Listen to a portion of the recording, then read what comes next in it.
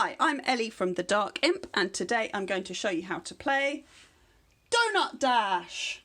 Doughnut Dash is a game for 2 to 4 players in which players are the boss of a gang of small-time donut thieves which have broken into a world-famous donut factory and are going to try and steal donuts from the factory floor. So, to set up for I've got a setup for a 4-player game here. First of all, you're going to shuffle all these factory floor tiles and lay them out in a 4x4 grid. Then you're going to place these direction markers at 4 sides. Doesn't matter which way they go. You should go north, east, south, west like normal, but you could put them in any orientation. But just so everybody knows which way is north for our game, regardless of where they're sitting on the table.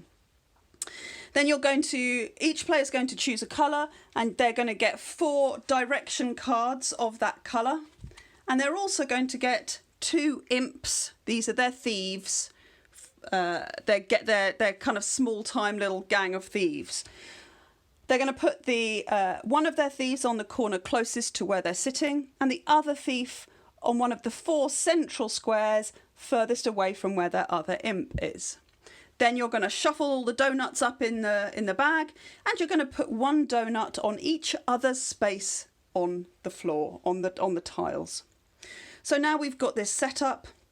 I'm going to randomly choose the first player and give them the first player card, and give players a player aid so that they can have a reference for the scoring and also for the movement around the factory. So, as you are moving...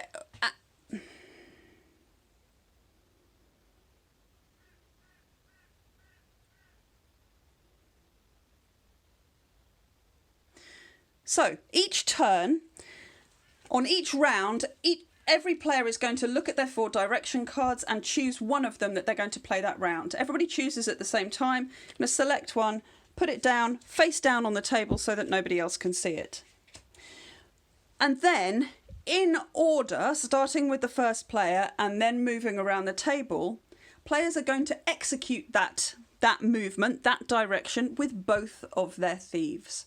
So, for example, I've chosen east for this character, and the grey imps are both going to move east. So this imp goes to the next square here in the easterly direction, and this imp would go to the next square, but there's a barrier. So that imp can't go to the next square. So you can see around the factory floor, we've got certain black barriers and certain silver barriers. The black barriers are totally fixed. That means that if you're trying to go into them, so if this green player was to select east, they would just stop, nothing would happen, they'd stay in that square. If this grey player selects east, as has happened, then they try and go east, but they're going to bounce off and reflect in the opposite direction and end up going west. Now, they always keep travelling until they reach a square that's not empty. At the beginning of the game, all the squares have got something in them, so you don't have to travel very far. But as you get through the game, different donuts will have been taken from the board by different players, and you'll travel through many squares to get to where you're going. So you keep going until you find a square that is not empty. So these are reflecting barriers, these are fixed barriers. You may also see, if you've got beady eyes, that there are some special squares that are teleporters. If you move into that, so if this imp was moving west into this teleport, then it would come out, instead of going through and keeping going west, it would come out at the same teleport, same design of teleport, in a different part of the factory. Now that's over here. Okay, it's over here, that same one. So it would travel west, west, west, jump and go here. So that is how you move around. Oh, there's one other special thing about the movement. If you were to go west from here, you would go off the edge of the board and you're going to enter on the other side, so you would end up here. If you would go south from here, you would go off the board and you would end up here. So in 2 moves, you could get from here to here. if you think of the board as an unwrapped donut, that's what we have here. The donut factory is a donut shape. So you can go off left to right, or west to east, east to west, south to north, and north to south. It all wraps around like a donut. Now, that's how we move, and all of those things are on the back of the player aid. But once you get to a square that isn't empty, what do? Well, let's have a look at what happens here. We've moved east and we've landed on these things here. On this square, I take the donut. So I'm going to start my donut stack. I'm going to put this donut here, and this is the start of my stack. If I get any more donuts, which I hope I will, during the game, then they're going to be stacked on top of this donut, and I can't change the order of them. Now, I've landed on this yellow character here, and normally if I land on someone else, I get to steal the top donut of their stack. But I can't do that now because the yellow donut, the yellow thief, hasn't got any yet. This is the first turn. Nobody's got anything. So you steal a donut from the floor, or you steal a donut from another thief. Now, if you take one of these strawberry lemonade donuts, these pink ones with lemons on the top, then you will be able to also take a Sugar Rush card. So there's a stack of Sugar Rush cards to the side, and all of the Sugar Rush cards give you good things that you might be able to do. So you take one and you look at it, and it's going to allow you to do something different. So you can play this. They all say when you can play them. So for example, this one, you can play this card only during your own turn. One thief takes a break and does not move. So I could choose to move one, but not the other one of my thieves. Or I might get a card. So there's all sorts of different cards. This one I can do, can be played when I'm selecting a direction card. I can play 2 direction cards, one for each thief, so they can go in different direction cards, different directions. This one allows me to ignore barriers, so I can jump over them. This one allows me to rotate a tile so that the layout of the factory is slightly different. This one allows me to move in a different way than I normally can. I can move diagonally.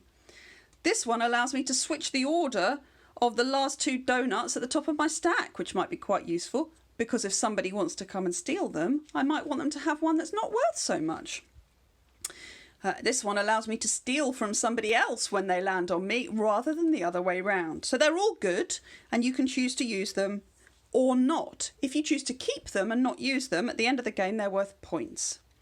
So the points are all 0, 1 or 2, according to how powerful the card is. Right, so let's play out this first round and see what happens. Okay, so the other people have chosen these directions. So this player has already taken his action, and now it's the green player's turn. Green player has chosen north. So remember, when you travel north at the top of the board, you can come in at the south and you keep going through this empty square and you hit the next square there. I'm going to take that one there to form the start of that donut stack, and I'm going north with this one as well, and I go through this empty square and I end up here and I take this donut. Now, this is a good example. You could do your thieves in any order, and I would have probably been more sensible to do them in the opposite order, so that when I take my donuts, I have the one that's worth the least at the top, because this is the most likely to get stolen. To check how much the donuts are worth, it's on the player aid. So my strawberry lemonade donuts are worth 1 point. The blueberry violet donuts are worth 6 points. The chocolate coconut are worth 3. The ketchup donuts are worth -1. And the rainbow frosted donuts change according to how many of them you've got. So you want as many as possible, because that's going to be worth a lot of points. You see, if you get 1 or 2, they're going to score you negative points. But if you get 3 or more, they're going to score you positive points, and they go up quite steeply. So remember, if you take one of these pink ones, like this player has just done, you get to take a Sugar Rush card. So he's taken a Sugar Rush card. If you take a blueberry violet donut, the player with the fewest donuts gets to take a Sugar Rush card. Okay, so this player has had his actions, got his beginning of the donut stack. Now it's the purple player's turn to go west.